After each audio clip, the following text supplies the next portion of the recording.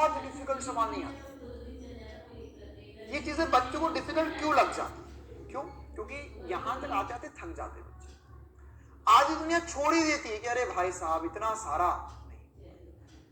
तो क्या नीट निकालने के लिए, नीट क्वालिफाई करने के लिए मुझे बहुत कुछ बहुत सारा आना चाहिए? कभी नहीं। ये आज तक किसी ने नहीं बोला नीट के लिए कि भैया हमें कितना इंटेलिजेंट बच्चा है बताओ उसे हम डॉक्टर बनाएंगे। नहीं, डॉक्टर बनने के लिए इंटेलिजेंट की जरूरत ही नहीं है। क्यों? क्योंकि भाई डॉक्टर बनोगे तो कोई मशीन थोड़ी ना बनाओगे, तुम्हें बस ये आना चाहिए कि इसका इलाज कैसे करते हैं। तो इसका इलाज ऑलरेडी किसी ने कर रखा है या दुनिया करती आ रही है, वही तुम्हें करना है, तो तुम डॉक्टर हो। अगर कोई तुम्हें नया नया इलाज खोजना है तो उसके लिए भी कुछ ना कुछ पुराने रिसर्च है, उसके ऊपर कुछ नया करना है। तो वही वाली बात है कि अगर यही चीज नीट में, अगर मान के चलो मेरे को अगर एक ऐसा आदमी चाहिए जो सुनार है या जो सोने से बढ़िया बढ़िया गहने बना सकता है, तो मैं जब टेस्ट लूंगा या लोगों को भर्ती करने के लिए टेस्ट लूंगा, तो उनके लिए ये थोड़ा देखूंगा मैं कि भैया कौन लोहे पे कितना ज्यादा तेज हथौड़ा मार सकता है, उसको मैं सुनार बनाऊंगा, है ना। या अगर मान के चल कि हमें बनाना है, हमने एक सलून खोला, हमने बोला कि भैया हम इस दुनिया में सबसे शानदार बाल काटने वाला इंसान लेकर आएंगे, तो क्या करूं मैं क्या घास काटने वाले के पास जाऊं? तो भैया जितने घास काटने वाले लोग हैं जल्दी से आ जाओ, तुम में से जो सबसे अच्छी घास काटेगा उसको मैं अपने सलून में, है ना, या अपनी दुकान में बाल काटने के लिए रख लूंगा। सर ये तो कोई लॉजिक ही नहीं बैठता ना, घास काटने वाला बाल कैसे काट सकता है? ठीक है, तो सर ये क्या चक्कर है? ये यही चक्कर है कि अगर आप डॉक्टर बन रहे हो तो आपके लिए जो एग्जाम है, एंट्रेंस एग्जाम है, वो नीट एग्जाम भी यही टेस्ट करती है कि आपको अगर बहुत सारा सब कुछ बताया जाए तो इसको आप यूनिफॉर्म तरीके से बैलेंस कर सकते हो या नहीं कर सकते। आपको हर कुछ चीज अच्छे से याद रहती है। ये एग्जाम इसलिए नहीं ली जा रही है कि आप कितने ज्यादा इंटेलिजेंट हो, आप पढ़ने में कितने बुद्धिमान हो, अच्छा तुम्हारे 95% आ गए, लो भैया इसको डॉक्टर बनाओ।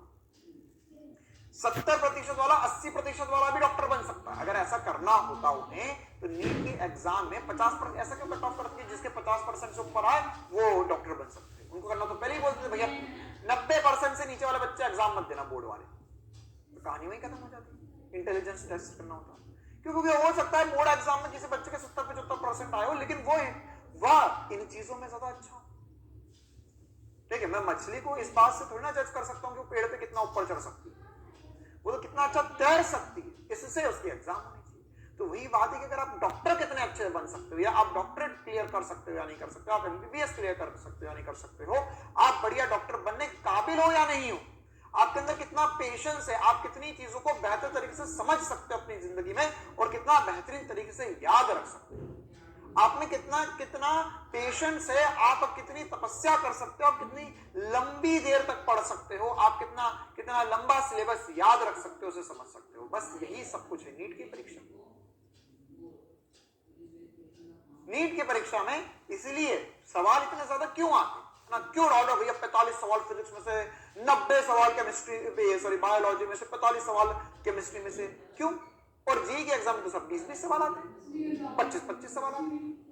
तो हमारे साथ तो खतरनाक सवाल, उनको तो सवाल ही कम देते हैं। हाँ, उनके सवाल आसान आते हैं, लेकिन उनको सोचना ज्यादा पड़ता है। क्यों? क्योंकि भाई उन्हें इंजीनियर बनाना है, उन्हें नई मशीनें बनानी है, उनको सब कुछ नया सोचना है इस दुनिया में कि अरे भाई साहब ऐसा नहीं तो इसका सॉल्यूशन बताओ, है ना। डॉक्टर की मदद करनी है भैया, अच्छा आप डॉक्टर हो, आपको कोई मशीन डिजाइन करवानी है, या आपके लिए जब भी बॉडी का स्कैन करते हो तो उसके लिए कोई नई मशीन इजाद करी, वो सब इंजीनियर का काम है भाई, उसे तुम्हें थोड़ी ना सोचना है। तुम्हें डॉक्टर बनाकर ये थोड़ी ना बोलेंगे भाई एक्सरे की मशीन बना, एक्सरे की मशीन चला। तो ये वाली बात हमें समझनी होगी कि अगर हमें डॉक्टर बनना है तो हमें हर कुछ, देखो 45 सवाल आएंगे, 45 सवाल आएंगे मुश्किल से। अगर आप पूरे चैप्टर, मतलब सारे टॉपिक अगले चैप्टर में तोड़ भी दो, सब कुछ जैसा मैं पढ़ाता हूं वैसा आप तोड़ के भी कर दो, तो मुश्किल से 30 चैप्टर बन जाएंगे फिजिक्स, और 45 सवाल पूछेंगे, तो हर एक चैप्टर से कुछ ना कुछ ठीक है। अब जेई की परीक्षा में ऐसा नहीं होता, जेई की परीक्षा में 25 सवाल आ रहे, चैप्टर 30 है, और कुछ चैप्टर जिनसे 2-2-3 सवाल भी आएंगे। तो ये यूनिफॉर्म डिस्ट्रीब्यूशन वहां नहीं होता, लेकिन हमारे पास है यूनिफॉर्म डिस्ट्रीब्यूशन। हमें हर एक जगह से सवाल आएगा, तो हमें हर कुछ पता होना चाहिए, बिल्कुल छोटा छोटा बेसिक बेसिक फॉर्मूले वाइज, बस इससे ज्यादा कुछ नहीं करना। हमें कोई रॉकेट उड़ाने वाले सवाल नहीं करने कि भैया बड़े बड़े कैलकुलेशन हो रहे हैं, उन सवालों में 10-10 स्टेप लग रही है, नहीं, 4 स्टेप से ज्यादा का सवाल कुछ नहीं करना है। निकलेगा नीट का एग्जाम अच्छे से निकलेगा, फिजिक्स में भी खूब नंबर है। चलो, तो ये